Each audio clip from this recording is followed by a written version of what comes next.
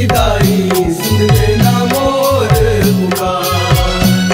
आए हाँ तोरे दुआर, आए हाँ तोरे दुआर, वो सत बहनी दाई सुन लेना मोर पुकार। सत बहनी दाई सुन लेना मोर पुकार।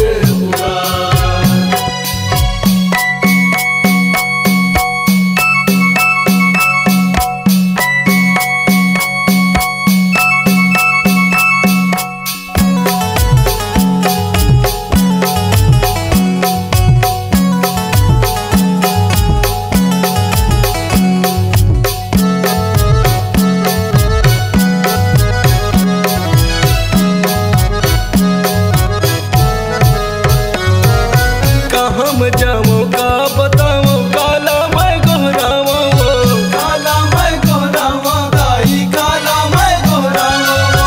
तोर चरण के आस है दाई जगमग जोत जलाओ तो, जगमग जोत जलावा दाई जगमग जोत जलावा तो।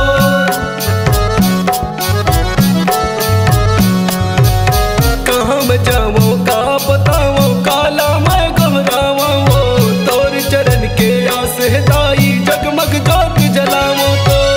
सुन दस्तवीन दी हजार, सबके तो सुन दस गुहार, वो मोर माता रानी सुन लेना मोर पुकार। सत बहनी दाई सुन लेना मोर पुकार।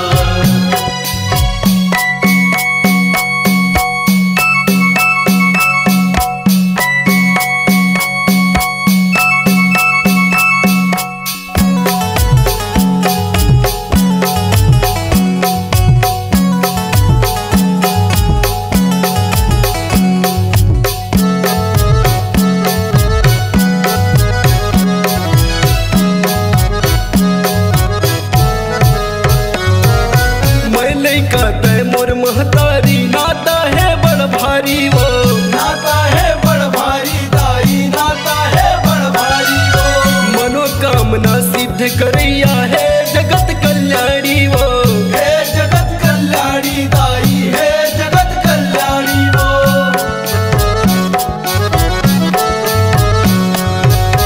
मैं कहते मोर महतारी नाता है बड़ भारी, वो मनोकामना सिद्ध करैया है जगत कल्याणी वो।